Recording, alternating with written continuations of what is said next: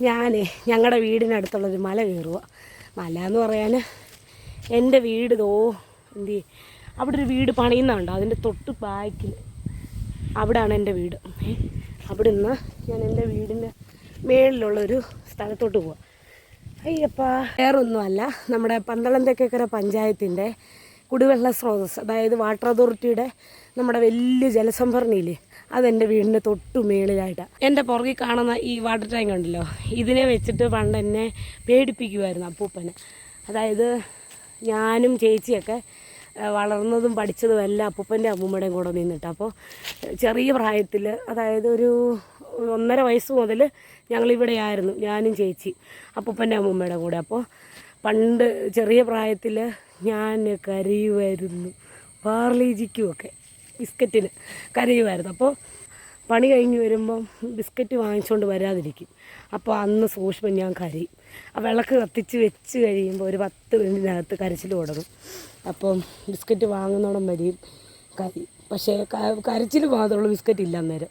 പിന്നെ കുറച്ച് കഴിയുമ്പം പോയി ബിസ്ക്കറ്റ് വാങ്ങിക്കും. അതെങ്ങനെ പോകുന്നതെന്നറിയാം, മണ്ണെണ്ണ വിളക്കിൻ്റെ വെട്ടത്തിൽ ബിസ്ക്കറ്റ് വാങ്ങിച്ചുകൊണ്ട് വരുന്നിടം വരെയും കരയും. അപ്പോൾ ഈ ബിസ്ക്കറ്റ് വരുന്നതിന് മുന്നേ ആശ്വസിപ്പിക്കുമല്ലോ, അങ്ങനെ ആശ്വസിപ്പിക്കുന്നതാണ്. കരയല്ലേ മക്കൾ, കരയല്ലേ. അപ്പൂപ്പൻ വിളിക്കുന്നത് പൊടിമോളെ എന്നായിരുന്നേ, അപ്പൂപ്പൻ മാത്രമേ അങ്ങനെ വിളിക്കാറുള്ളൂ. അപ്പൂപ്പൻ പോയതോടുകൂടി ആ പേരും പോയി. കരയല്ലേ പൊടിമോള്, കരയല്ലേ ഇങ്ങനെ പറയും. ആര് കേൾക്കാൻ, ഇവിടെ ബിസ്ക്കറ്റ് പ്രാധാന്യം. അപ്പോൾ അപ്പൂപ്പൻ മണ്ണെണ്ണ വിളക്കിന് പോകുന്നതിന് മുന്നേ പറയുന്ന, നീ കരയരുത് പൊടിമോള്, കരയരുത്, കരഞ്ഞാൽ ഉണ്ടല്ലോ അതിനകത്ത് നിന്ന് കടുവ ഇറങ്ങി വരുമെന്ന്. അപ്പം ഞാൻ ഒന്നുകൂടെ കരയും, ഉറക്കെ വിളിച്ച് കരയും. അപ്പം ഞങ്ങളുടെ വീട് കുറച്ച് പൊക്കത്തായത് കാരണം റോഡിലോട്ട് നന്നായിട്ട് സൗണ്ട് കേൾക്കാം. അപ്പം എന്നെ ഇറക്കി വിടും. അന്ന് ഒരു 7ാം ക്ലാസ് 8ാം ക്ലാസ് വരെ ഇത് സ്ഥിരമായിരുന്നു. അപ്പം എന്നിട്ട് രാവിലെ നേരം വെളുക്കുമ്പോൾ ഞാൻ താഴെ നിന്നിട്ട് ഇതിനകത്തോട്ട് നോക്കും, കടുവ എങ്ങനെ ഇറങ്ങി വരുമെന്നുള്ളത് അറിയാൻ.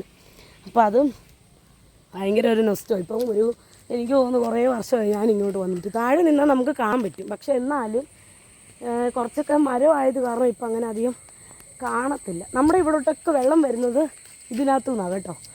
പക്ഷേ എൻ്റെ വീട്ടിലോട്ടൊന്നും വെള്ളം ചെല്ലുന്നില്ല.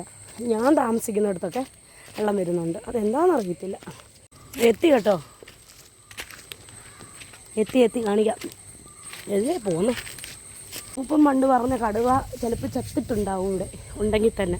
കണ്ടോ, ഈ കണ്ടോ, അച്ചൻകോവിലാറിലെ വെള്ളം ഉപയോഗിച്ചിട്ട് ഒരുപാട് വീടുകളിലെ വെള്ളത്തിൻ്റെ ബുദ്ധിമുട്ട് മാറ്റുന്ന ഒരു കുടിവെള്ള സംഭരണി.